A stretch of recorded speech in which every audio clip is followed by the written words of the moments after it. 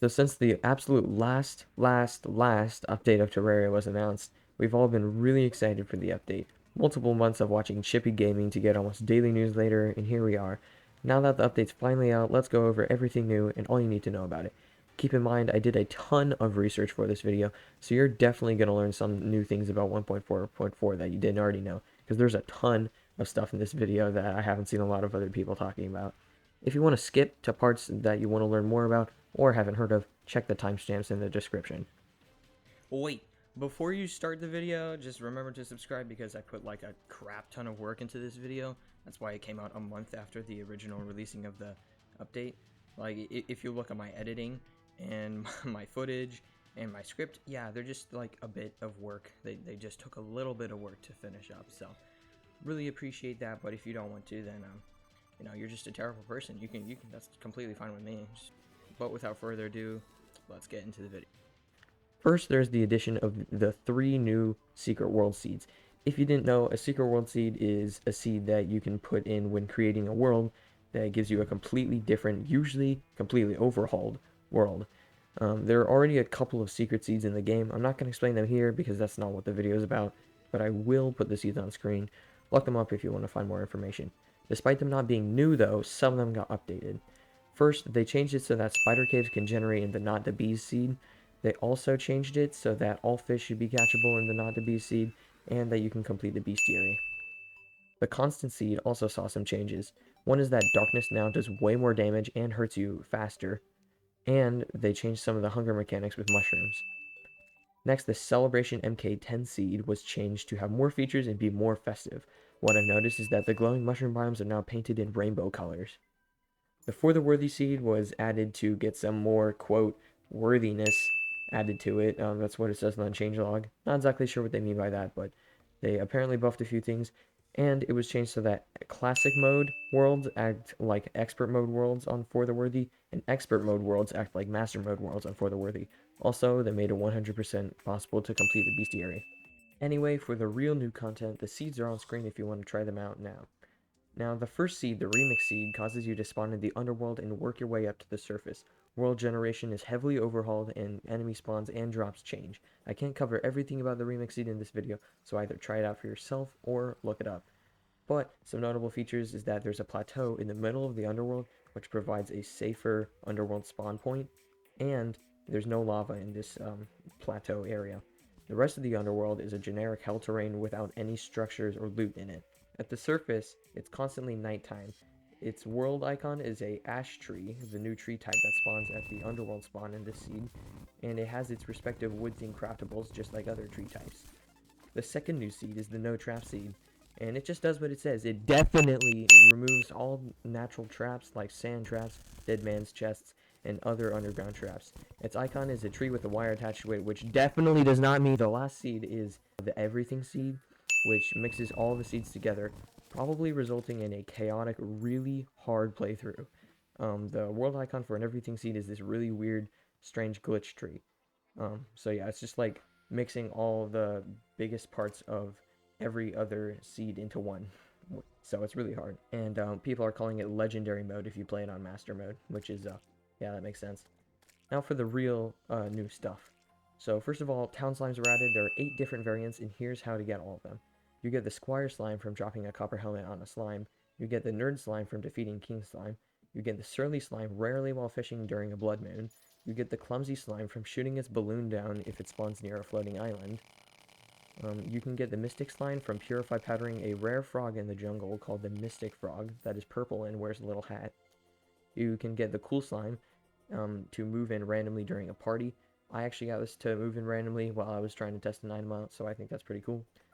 You can get the Diva slime by throwing a sparkle slime balloon into the new liquid called the Shimmer, which I'll cover more in depth later in the video, but it's a really cool liquid, but I'm sure most of you guys already know about it because it's all over the internet. And lastly, you can get the Elder slime by unlocking a shaking chest with a golden key in the cavern layer. It probably has similar spawning mechanics to the Goblin Tinker or Wizard.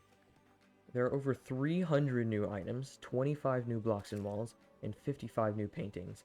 Now, since I did a lot of research, I'm confident that I at least covered most of these. Definitely not all the paintings, because a lot of them are just paintings that they added, like they don't really do anything.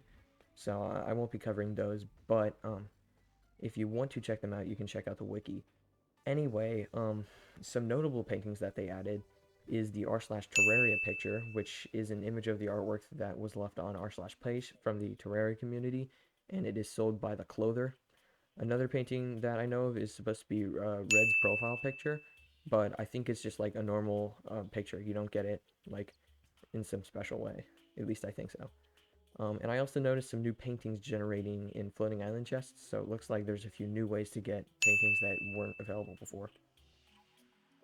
There are also 3 new furniture sets. They're for Ashwood, which I mentioned earlier. Um, Coral, there's a Coral set, also known as the Reef set, and the Balloon furniture set.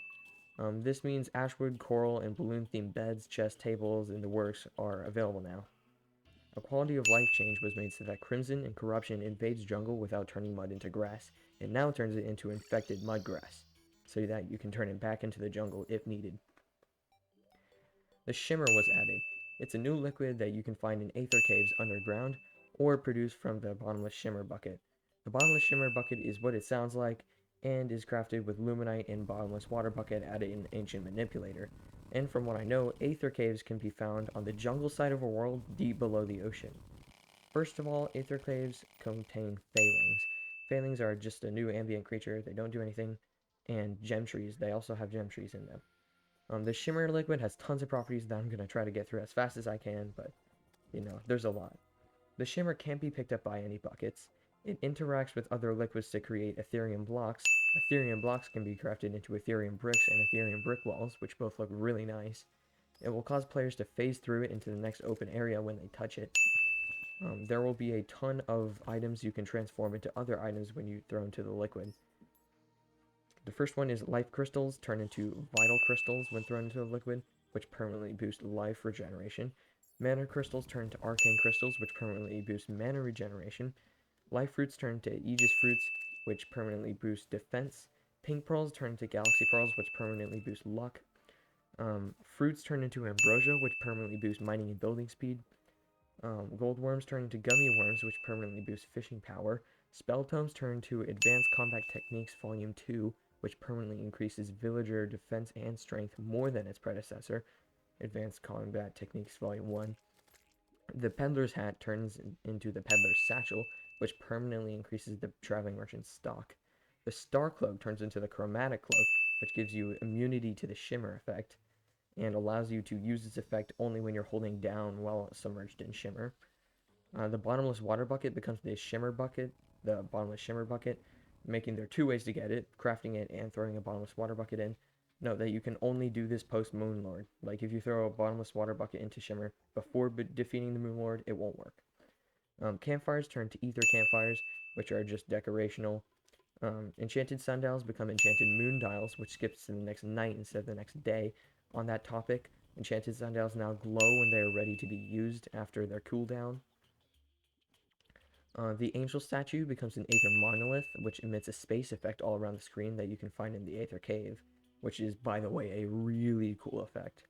Whoopee Cushions turn into gas traps, which can be put in chests to emit poison when opened. When gas traps are used, they become empty and need to be refilled in Shimmer. Arrows can turn into Shimmer arrows that deal 12 damage and fall upward. Also, projectiles bounce off of Shimmer. Flares turn into Shimmer flares, which seem to be just a nice purple flare color. Torches turn into Aether torches, which are also just a nice color. Any critters will turn into Failings, including the truffle worm, which I've heard reported turns into a ton of Failings for some reason. There are also a couple items that change into other existing items. Tree wands become finch staffs. Ankh materials become their corresponding material, such as the fast clock becoming the trifold mat. Warrior emblems loop through all 4 of them, so all the emblems that drop from the wall of flesh, you can turn them into any other emblem now. The rare pirate drops, like the discount card and lucky coin, now loop through themselves, so you can change those into their counterparts as well. And you can also swap out armor for ancient armor if there's an ancient version. Gems transform in order of descending power, which all ores do as well, as shown on screen. There are 2 more items which can only be Shimmerfied post Moonlord. The first one is the Rod of Discord, which transforms into the Rod of Harmony, which is the same thing but with no debuff or cooldown. The second one is the Contaminator that transforms into the Terraformer, which is the same thing but with improved range and ammo efficiency. You can also turn slimes into Shimmer slimes, but they don't really have any special characteristics. Also, town NPCs will change to a different sprite when exposed to the Shimmer. And when exposed to the Shimmer again, they will change back to their original sprite. Finally, for Shimmer, crafted items transform into their materials when dropped into it. Keep in mind, this means you can reforge items without the Goblin Tinkerer by uncrafting them and then crafting them again. And if that wasn't crazy enough, the Shimmer has even more features that I didn't mention. There's a few that I'll get to later in the video, but yeah, just check the wiki if you want to see the other stuff, but I covered all the big things. Next is the Rubblemaker. So the Rubblemaker is a new item that you can buy from the Goblin Tinker in hard mode. The Rubblemaker is another complicated new feature that deserves further research if you're interested, but basically it allows you to place background objects like these with provided materials, like bones, dirt, or stone. One notable feature is that you can use it to recreate enchanted sword shrines, which I think is pretty cool. Check out Chaos's video for more information. He made a really good and informational video. This is a really cool item that completely overhauls building because you now have access to over 200 new decorations, not to mention you can paint all of them, giving you an insane amount of creative possibilities. So honestly, this update just really blesses builders with like a lot of new, really useful features. The shellphone was added. It is an item that combines the capabilities of the cell phone, the magic conch, and the demon conch. It provides tons of information, which is, a normal thing for the cell phone, and it allows you to teleport to spawn, the underworld, and the ocean with the additional capability of teleporting you home. So yes, you can teleport to wherever is set as your home and the world spawn, which I think is interesting. You can change what teleportation it's toggled to by right-clicking within your hand. Next is the Hand of Creation, which is crafted at a Tinker's Workshop with an Ancient Chisel, a Step Stool, the Architect Gizmo Pack, and a Treasure Magnet. It increases mining speed by 25%, increases block and wall placement speed, increases block placement speed and tool range by 3, increases pickup range for items, automatically paints or coats placed objects, and allows you to hold up to reach a little bit higher, essentially combining the effects of all those equipables I mentioned. It is one of the many really useful and nice building tools that were added. There's new Echo Coating, and Illuminant paint was changed to Illuminant coatings. Coatings work like paints, but you can put them on top of paint, and you can put them on top of each other. You can put paint on a block, and then you can put both types of coating on a block. You can have Illuminant coating and Echo Coating on a block. Illuminant coating makes blocks glow brightly and ignore all darkness effects. So if it is nighttime or if it is in a place where you can't see because it's not lit up, it'll basically ignore that and show up as normal, which creates a cool effect. Echo coating makes blocks invisible. You can see echo coated blocks with Spectre goggles or the new echo chamber. It's crafted with echo blocks, wire, and stone at a heavy workbench, and it works like monoliths. All invisible blocks and echo blocks will become invisible unless you walk too far away from it. One side note is that echo blocks aren't new. They are sold by the cyborg in the when he has Ectomist around, but they did add echo platforms and walls for even more functionality. The echo blocks and Spectre goggles are available in the cyborg shop, and you should check out Chaos's video for more information on this as well, because he also made a really good video on it. There are a few new pets and mounts added in this update. The first one is a really cool one, and it's the blue chicken egg. It summons a blue chicken recognizable from Stardew Valley, which is a game I love, so that's awesome. The blue chicken egg can be bought from the traveling merchant for 25 gold. Another new Stardew Valley crossover is the Star Drop, which summons a Junimo. This one is obtained through fishing. When fishing up a junk item, there's a 1 in 8 chance of it being Joja Cola. Keep in mind, if you're not fishing up junk, then that means your fishing power is over 50. If it's 50 or under, you can fish up junk, though. Keep that in mind, though, if you're trying to get it. If you bring Joja Cola to the Dryad, she'll say that she needs to purify it, and if you let her purify it for you, a cool animation will play where basically you'll get the Star Drop. But just look at this, like, it looks so cool. Anyway, yeah, really cool item. There's another new item called the Resplendent Dessert that just combines the King Slime and Queen Slime pets from Master Mode into one. The new Spiffo plush summons Spiffo the Raccoon, which comes from a crossover with Project Zomboid. It has a 1 in 1,500 chance of dropping from zombies. The next one is the Caveling Gardener, summoned by the Glow Tulip. There's a crossover with Core Keeper, and the Glow Tulip can be found growing rarely as a plant anywhere. Lovis Necklace is a new mount item that transforms you into a wolf. Instead of like making you ride something, you just fully become a wolf, which is pretty cool. And it's obtained from wolves in hard mode. The Terra Fart card is a new minecart added that is the fart cart and the Terra toilet mixed together. Now, I kind of skipped ahead of the script, but the fart cart is a new minecart that you can craft an anvil with a minecart and a whoopee cushion. You can upgrade it to the Terra fart cart using a Terra toilet. So, yeah, I don't know why they added that, but yeah, the Terra toilet can fart into the air. So, this is the best minecart of all time. Next is the dreaded poo block. This block was so stupid that even the developer himself hated himself for adding it. You can produce poo by getting a food buff or of any type and sitting on a toilet. The amount that you get depends on what food you ate and how long you ate it. With poo, you can craft a new poo wall to complement it, and you can craft fertilizer. Fertilizer can be used on a tree sapling and it will sprout out fully grown. Now, poo itself is a block that attracts flies as a environmental effect and produces a very repulsive sound when you step on it, and when you touch it, you get this stinky debuff. Poo is actually a pretty useful block because you can use the new echo coating to make it invisible, but the flies stay as a really cool looking environmental effect, so it really brings builds to life when you use them. Kind of weird for something like the pool block, but whatever.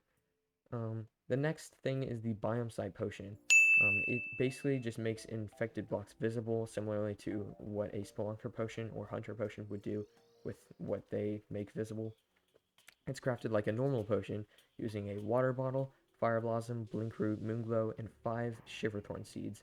It's really useful to use with a contaminator and is good for a new achievement that I'll mention later. Next, there are 3 solutions that were added for the contaminator. The yellow solution creates deserts, the white solution creates tundra, and the brown solution creates forest. Now, you might be wondering, doesn't the green solution already create forest? Yes, it does, but only when it's purifying something, like the Crimson, the Hallowed, or the Corruption. If you use the green solution on a snow biome, or a desert biome, or an ocean biome, it won't do anything. But if you use the brown solution, then it'll turn into a forest. So that's functionality. All these new solutions can be sold from the steampunker like normal. There's some new birds that spawn in the jungle. They're the scarlet and blue macaws, the yellow and gray cockatiels, and the toucan. Next is fly meal. It's a new sword that they added, which you can craft with the new stink bug critter, which can spawn in the forest. A gold or platinum broadsword, and you have to craft it in a pool of honey. Fly meal inflicts a fart effect on NPCs and is used to unstick them. There's a new pre-hard mode weapon added called a Trimarang. You get it by combining the enchanted boomerang, the shroomerang, and the ice boomerang. You can throw the Trimarang a lot more than other boomerangs, making it a pretty good throwing weapon. The new Wand of Frosting was added, and it's crafted from a Wand of Sparking and 99 ice torches. The Wand of Frosting isn't much better than its counterpart, but it does produce an icy debuff. Honestly, I just think this weapon's really funny. There's a new yo-yo called the Hive 5, which is crafted with 14 beeswax. It produces bees and can be very effective with the hive pack and yo-yo layout. There is a request to make a sponge and bucket that absorbed and poured out infinite honey, kind of like the absorbent sponge and bottomless water bucket, and it was added in this update. Both can be acquired when you complete a fishing quest for the angler for the bumblebee tuna in specific.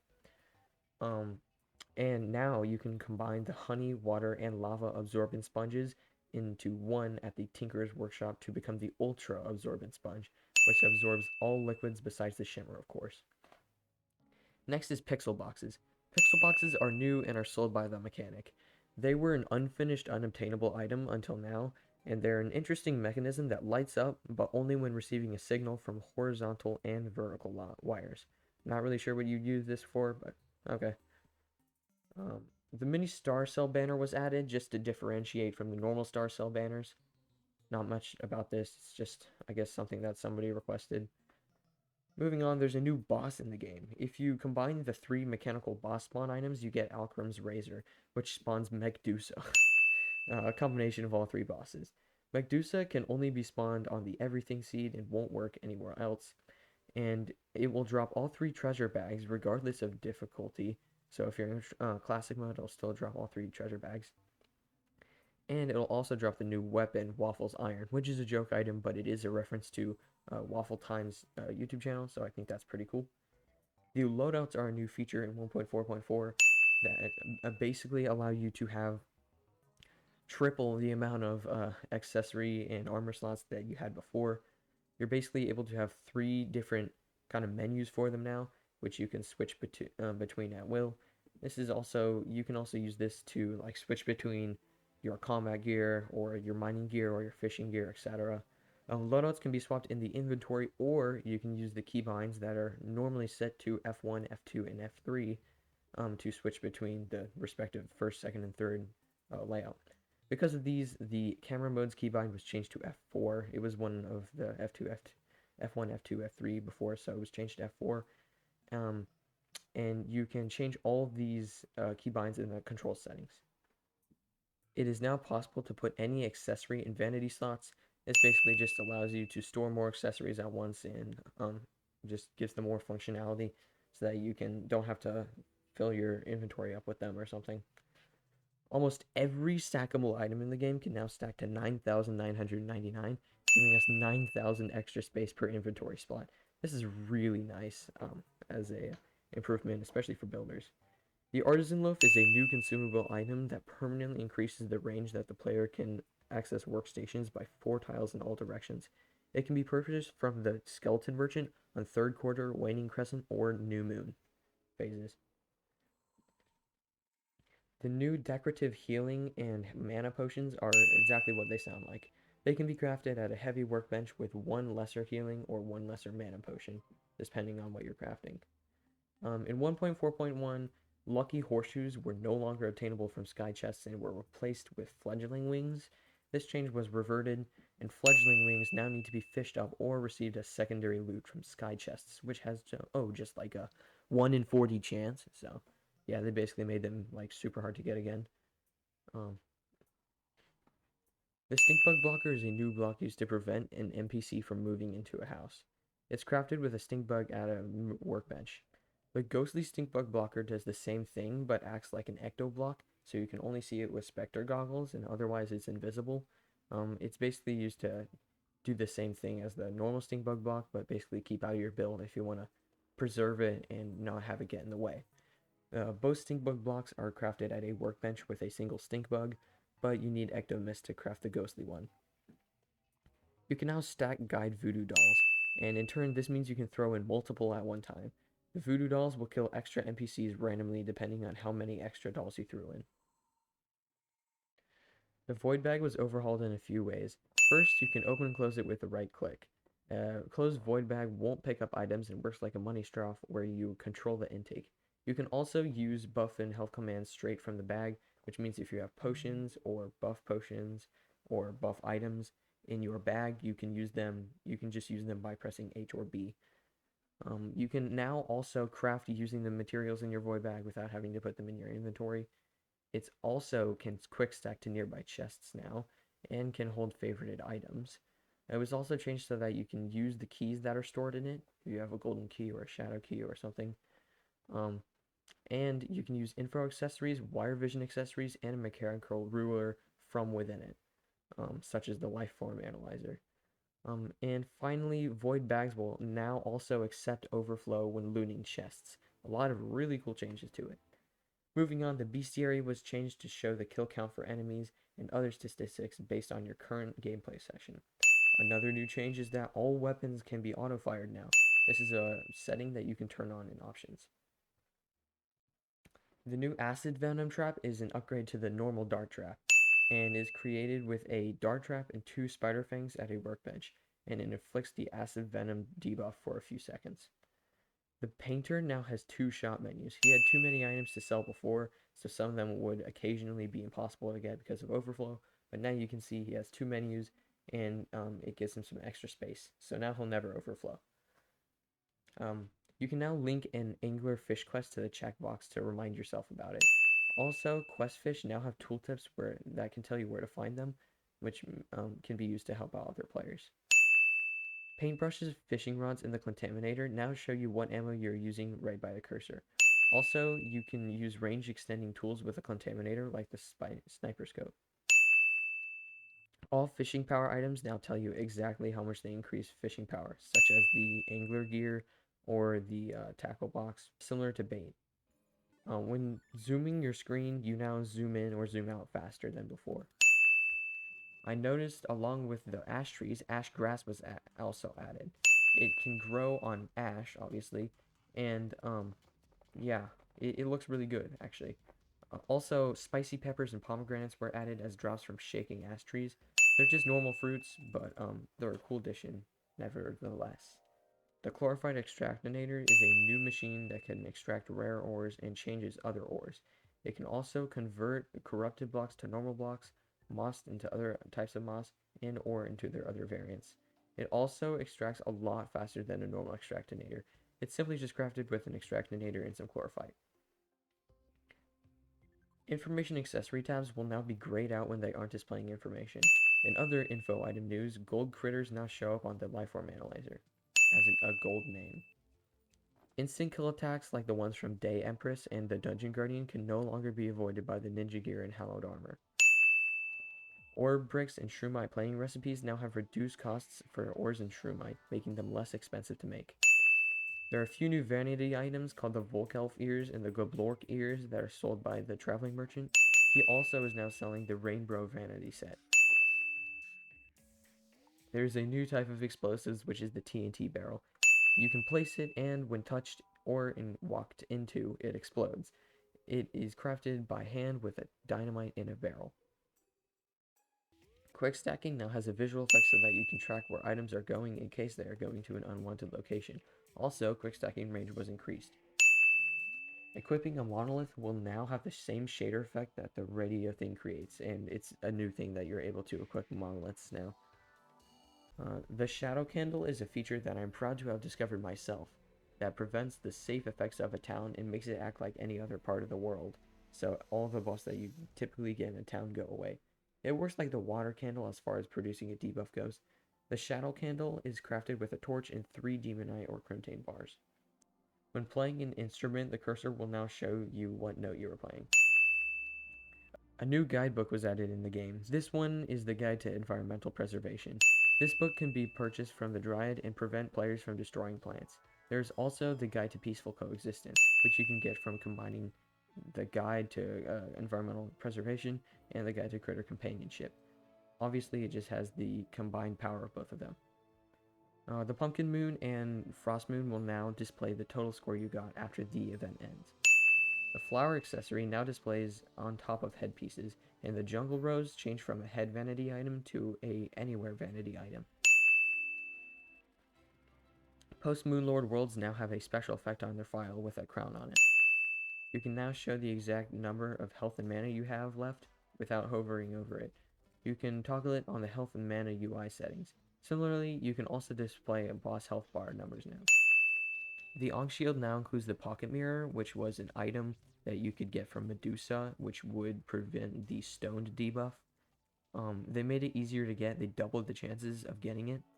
And you can also get it easier by doing what I mentioned before and throwing its counterpart, the Blindfold, into Shimmer.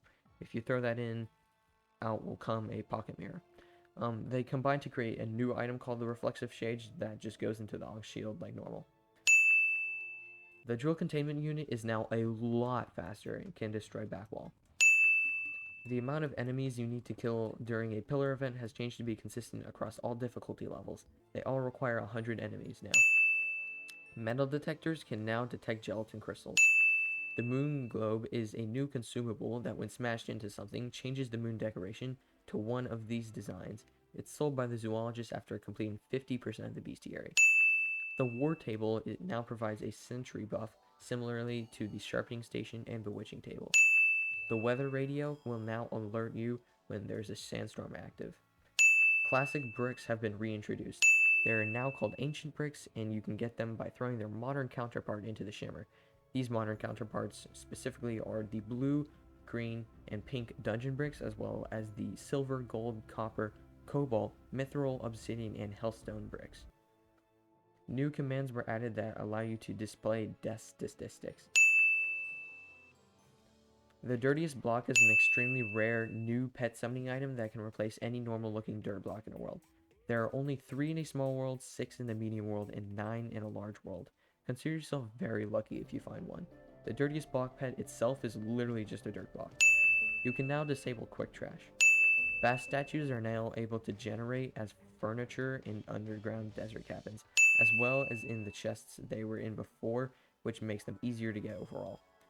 You can now change the encumbering stone into an uncumbering stone in your inventory. Don't ask me how that works. This obviously allows you to control when you pick up items. Pets can now be seen from the player select menu. There are a few new achievements for defeating Deerclops, obtaining the Golden Delight, drinking water underwater, obtaining a cell phone, obtaining an Ankh shield, defeating the Torch God, using a secret seed, getting every slime pet, 100% purifying your world, which was the achievement I mentioned earlier, and for using the Shimmer liquid on an item. There's also one for flying a quad racer into space. Speaking of the quad racer is a really cool new item that can be controlled like a drone from the FPV goggles. These can both be bought from the cyborg, and to control it, you just throw it out and then press left and right to steer and up to accelerate. This will move your camera all around the screen and basically allow you to move throughout the entire world without having to actually move from your location. I think it's really cool.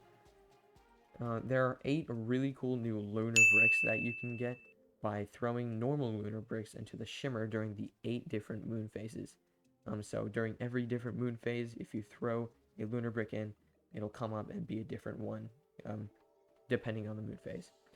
And they all look really cool and come with their corresponding wall variants.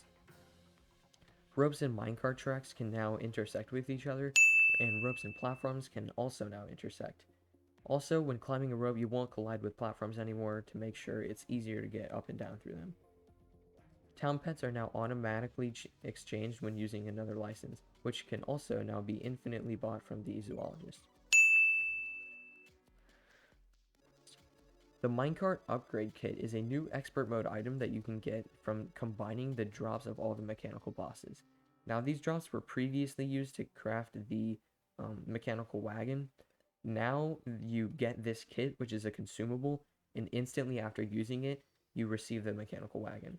But the kit itself, besides giving you the mechanical wagon, also increases all minecart speeds permanently and permanently gives all of them a little protective probe. Next, smashing altars doesn't create random infection in the world anymore. The traveling merchant has an extra item slot in hard mode, which has a specific item pool, making it easier to get some rarer items. The traveling merchant also has another completely new guarantee spawn in their inventory that will always have a painting. Also, this means the other slots will not contain paintings, increasing your chances of getting good items from them even more. Furniture drops from angler quests have been changed from a guaranteed drop at some point to a random bonus drop. The more quests you do, the chances of bonus furniture increase. You can now right-click an Eternia crystal to skip straight to the next round if you finish one. There will be at least one Plantera bulb in the jungle right when all 3 mechanical bosses are defeated. There are 2 new types of moss in the game, helium moss and neon moss. Helium moss comes from when you throw any type of glowing moss into the Shimmer, and it's basically just rainbow moss, and it looks really cool. Neon moss is a new type of glowing moss in the world that's basically just purple glowing moss. There was normal purple moss before, but now there's purple glowing moss. All glowing mosses can now be used to craft their corresponding glowing bricks, which also look really good. And you can get 10 bricks per 1 glowing moss, so it's not a super expensive recipe. Glowing mushrooms and grass will now glow the color they are painted, which looks extremely good. Terrariums and other critter cages can now be stacked on each other. The average size of underground deserts has increased, and the minimum size has increased as well. The minimum size of underground deserts has increased from 50% of the maximum size to 75% of the maximum size. which means just the overall average size of underground deserts has increased. A player can now have double the amount of buffs than before, now 44, before they start overriding each other. Torch God's Blessing, torch converts campfires now. Lock chests can be relocked with a chest lock. Chest locks are crafted with bone and chain and an anvil. The Extractinator can now turn fishing trash into bait. Slime rains now only run from 6 to noon, but the odds of them happening are now 4 times higher. Jim's Cap is a new item that will drop from painters named Jim. This is like getting the green cap from guides named Andrew and Ivy from steampunkers named Whitney. This cap refers to the developer Jaxrud. This is a big one. Banners, hanging bottles, and lanterns can now be placed on platforms. A lot of swords were reworked, including the Terrorblade and in its entire crafting tree. You can now fish half submerged as long as your hands are above the water. This includes fishing with an inner tube. All 9 safe versions of Dungeon Wall have recipes now. Also, all dungeon generated platforms now have crafting recipes. The next one is a bit strange. Mushroom torches were added to the game. Nothing unique about them, it's just surprising that they didn't exist until now. Similarly, the mushroom campfire was also added. There are new fishing bobbers in the game. First of all fishing bobbers increase fishing power by 10. The normal fishing bobber can be acquired from angler quests. Secondly, you can craft the glowing fishing bobber by combining the normal one with fallen stars. And furthermore, you can craft cool looking colored glowing fishing bobbers with all the types of glowing moss, including the new helium moss, and a normal glowing bobber. The magic mirror now has a crafting recipe. Beards can now be worn with some boss masks. Teleporters no longer create a passive light, making them easier to fit into builds. The Axe of Regrowth is a new item that's crafted from the Staff of Regrowth, a copper axe, 12 jungle spores, and 3 vines at an anvil. It has really high axe power, allowing it to mine trees very quickly, and replants them as you mine them. So this, when combined with fertilizer, allows for very good tree farming because you can just chop down a ton of trees and then grow them all up super quickly. The Celestial Sigil now takes 12 of each fragment instead of 20, and the spawn time for the Moonlord by the Celestial Sigil now takes 12 seconds instead of 60. You can now craft the Sandstorm in a bottle with a Cloud in a bottle and a Forbidden Fragment, and a Blizzard in a bottle with a Cloud bottle and a Frost core, both at the Crystal Ball. Molotov cocktails are now crafted with regular gel instead of pink gel. Unholy arrows can now also be crafted with vertebrae. Wormhole potions now require 3 water bottles to craft and yield 3 more wormhole potions, making them more efficient to craft. Changes were made to the Tavern Keep to make it easier to acquire all Old One's army items. Most items in his shop's prices decreased. Golem is now more powerful than before. I guess they buffed him. There's no way he's actually harder, right? The price of Contaminator solutions was decreased. It is now possible to place mana in heart crystals by turning them into repaired heart crystals and repaired mana crystals at a heavy workbench with Ectomist. You can also craft fake heart crystals called heart crystal boulders that act like a boulder trap. I'm assuming there's some of these on the definitely no traps seed. The tax collector can now hold 25 gold max instead of 10 gold max. The maximum amount can also be increased by happiness. You can now get buffs from Old One's army banners, but their buffs are weaker than normal banner buffs. Buffs from the Bewitching Table, Sharpening Station, Ammo Box, and the aforementioned new War Table and Crystal Ball now last until death. The Slice of Cake buff does not last until death. Duration of summoned sentries was increased from 2 to 10 minutes. The Lunar Portal Staff is faster and now has extra lasers, so they buffed it. Rarity of most pirate drops was decreased, making them easier to get. Paintings and statues now appear on Spelunker potions. Voodoo demons now appear on the Lifeform Analyzer. The new Infested Spider Wall is created when normal Spider Wall is thrown into the Shimmer. Infested Spider Wall is capable of spawning spiders. Essentially, this means you can create spider caves now. You're also able to do this with Lizard Wall, Dungeon Walls, Sandstone Walls, and Hardened Sand Walls. Basically, this means you can just throw these walls into the Shimmer and be able to create artificial temples, dungeons, and underground desert biomes, which is really cool. The bundle of horseshoe balloons is a new accessory which combines the effects of the bundle of balloons and the lucky horseshoe. You can combine these at a Tinkerer's Workshop. There's a new music track in the game. The music track is the one that plays in the Aether Cave biome, and it's pretty good. Banners from rare enemies may now drop at 10 or 25 kills instead of 50. This same value will apply to how many kills it takes to complete their bestiary page. Flanxes are now able to spawn a little more easily than before.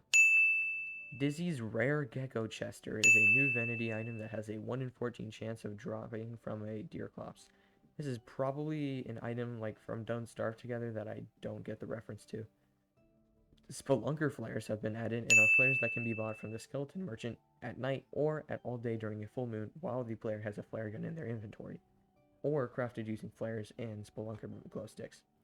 It illuminates nearby treasures similarly to Spelunker glow sticks. Rainbow flares were added and are crafted using rainbow bricks. Cursed flares were also added and are crafted using cursed flame. They inflict the cursed debuff for 10 seconds. Wire in the jungle temple cannot be cut by the player until Golem is defeated, and the player cannot see wires within the jungle temple until Golem is defeated. NPCs now respawn freely, which means if you already got an NPC before, they will respawn without their preconditions. This basically affects the party girl, the demolitionist, and arms dealer, because they all have like special preconditions that make it harder for them to spawn normally, but now they'll just spawn after you've gotten them for the first time, no matter what, is going on, so that's pretty cool. The new ash trees and grass can randomly spawn in little mini biomes in normal underworlds, which means you don't actually have to get them from the remix seed. Hard mode ores are now considered more rare than life crystals on the metal detector, making it easier to track them down. Strange plants now yield 6 dyes instead of 3 when given to the dye trader. The bouncy boulder is a new dangerous trap that has the properties of a bouncy bomb, while also having the killing potential of boulders. It can be crafted with pink gel at a heavy workbench.